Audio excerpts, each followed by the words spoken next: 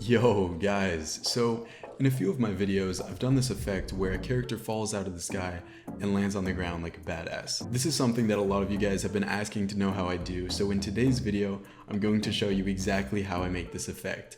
And if you want the project file or project files that have this effect along with a bunch of other sauce, you can check them out in the description below.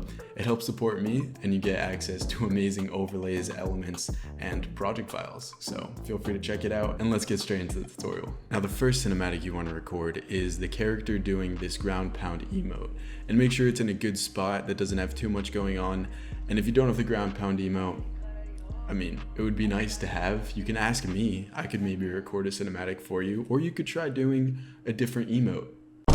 And make sure that the camera does not move at all. Just literally do the emote somewhere on the map and record that in replay mode. The second cinematic to record here is super simple. There's only two cinematics that you need to record.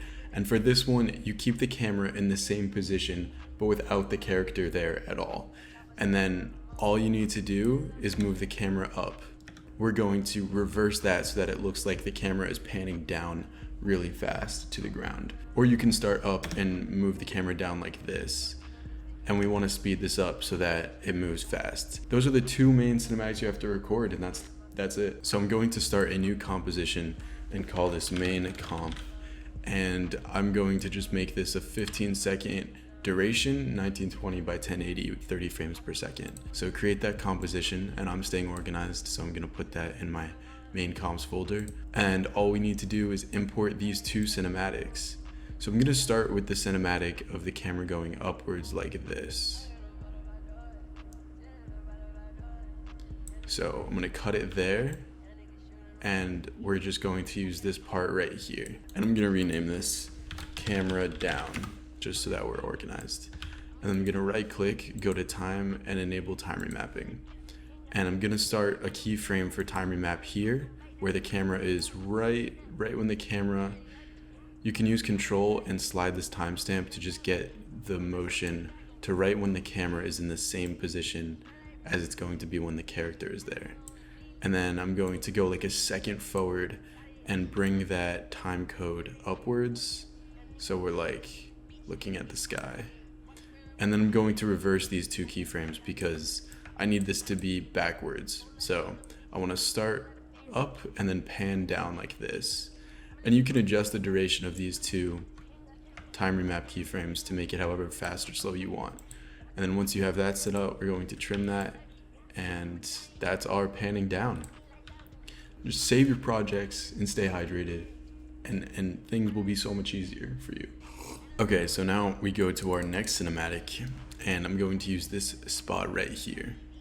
So select this little portion, drag it in, and just extend the sides. So in this emote in particular, the character spins like sideways before straightening out a little bit like this. So I'm going to go right when she starts straightening out and not sideways. That's when I'm gonna start the clip. And then just play that through and make sure it looks good. That looks great. I'm gonna turn off the sound and then make sure that this goes for as long as you want. So I accidentally started zooming in, so I'm gonna cut it there. And then what I'm gonna do is pre-compose that layer and call this falling cinematic. I like to pre-compose in case I wanna put something in that comp later.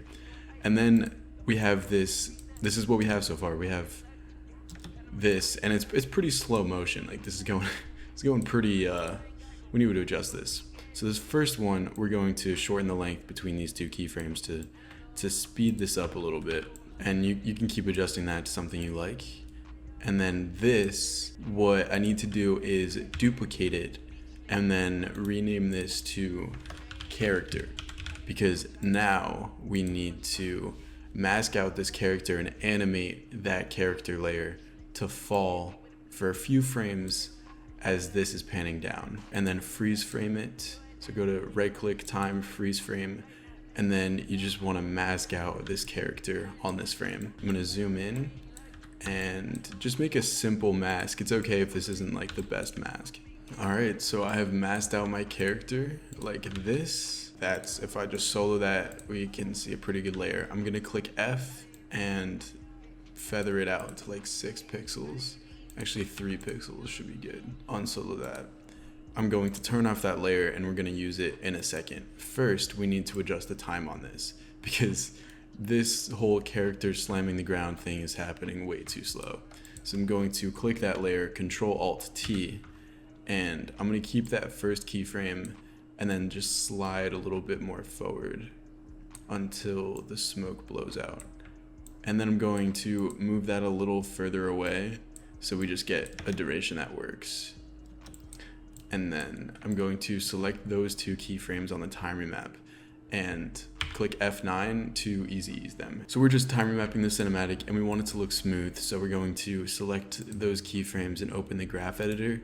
And I'm going to use the value graph because I usually like to use the value graph when it comes to adjusting time. Also, let me know if you guys would prefer more tutorials on more advanced stuff or the basic stuff, like for example, why I use the speed graph over the value graph, stuff like that. Just let me know what kind of stuff you guys want to see. Also, just a reminder that if you want the project file for this effect, along with a bunch of other effects, there are some really good ones in the description below that have this exact effect, but with all of the sauce as well. So feel free to check it out in the description. It helps support me a little bit as well. Okay, so we want steep and then not steep. And if you've watched my past tutorials, the reason I'm doing this is because a steep curve is going to mean that the clip will play fast, and a more horizontal curve like this right-sided handle is going to mean that it's slow. So we want it to be fast on the way down and then slow down as she hits the ground. So this might take some tweaking, but let's see how this looks.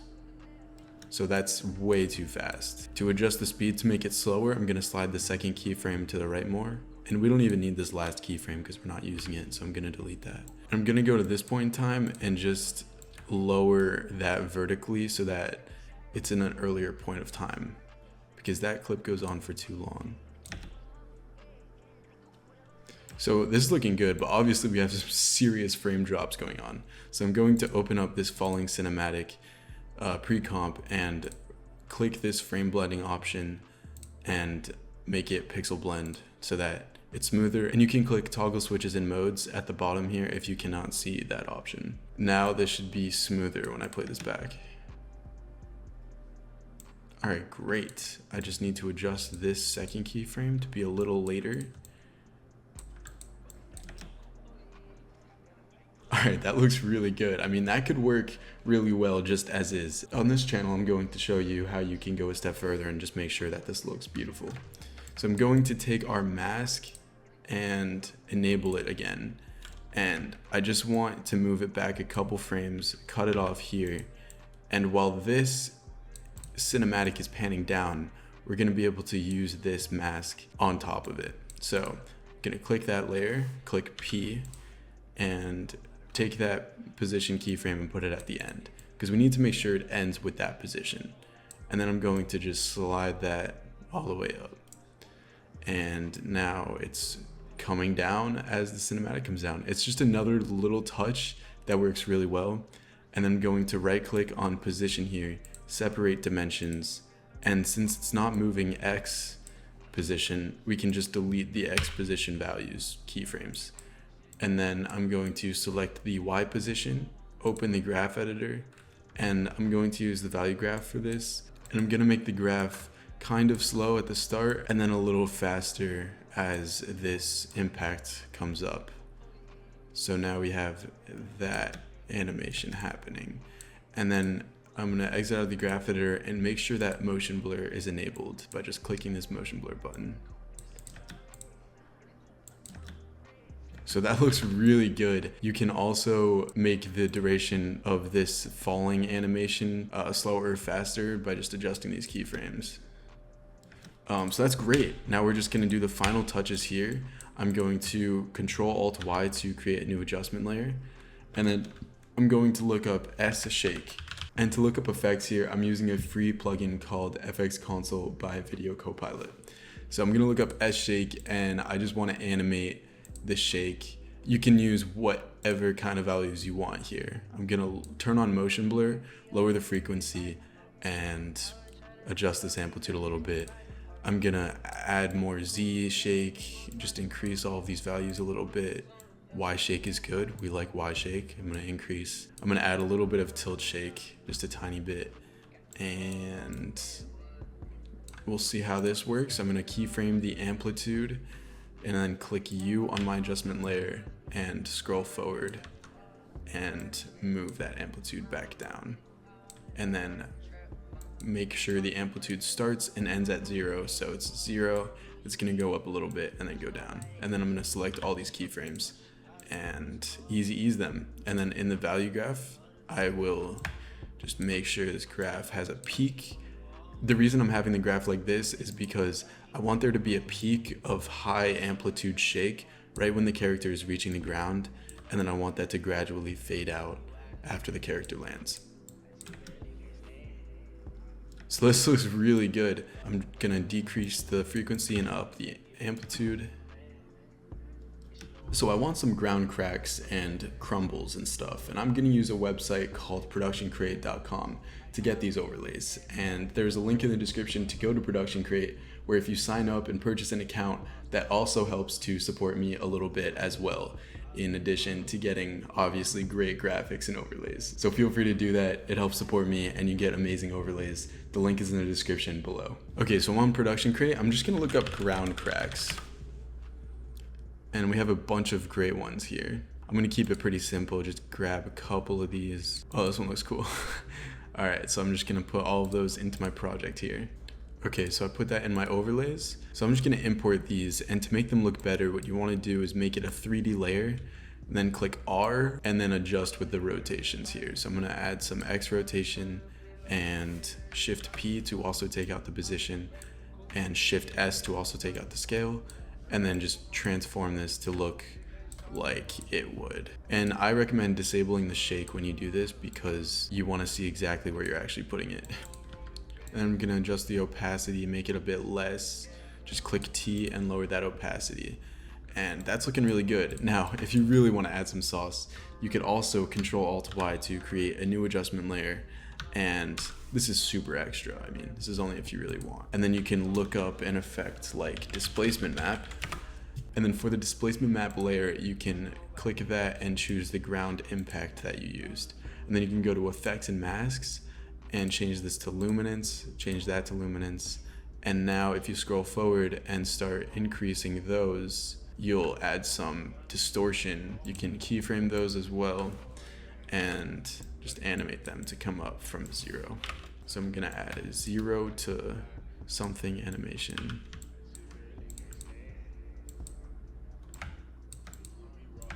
And that's gonna work with the shake pretty well. Now another thing I'm gonna look up is Embers, because this could work pretty well with the effect as well. So for example, I'm gonna download this Ember screen burst and then just throw that in here to start, like over here. Enable the shake, and let's see how this is coming along. We can change the opacity of that a bit more. And on this adjustment layer with the shake, I need to look up motion tile and put that above the shake, and then just increase that a little bit and mirror the edges. So we increase the output width and height, mirror the edges, and now we don't have this weird black outline. Another thing I'm gonna do is open up this shake and keyframe the Z distance. So I'm gonna click U and just increase the Z distance to zoom in a little bit as this character hits the ground. And then I'm gonna just adjust the duration between those two keyframes, select both of them and easy ease them, clicking F9, and then open up the speed graph. And remember that right when this character is hitting the ground is when we want everything to be peak velocity. So that means I'm gonna open up this graph and make sure that there is a peak right on that moment in time. So the character is hitting the ground here, so I want there to be a peak in velocity of the Z distance.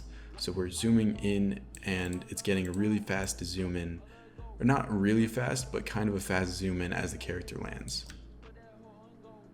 And that's looking really good. And instead of leaving the amplitude at 0, we're gonna leave it off at a little bit higher than 0. And that's the effect right there.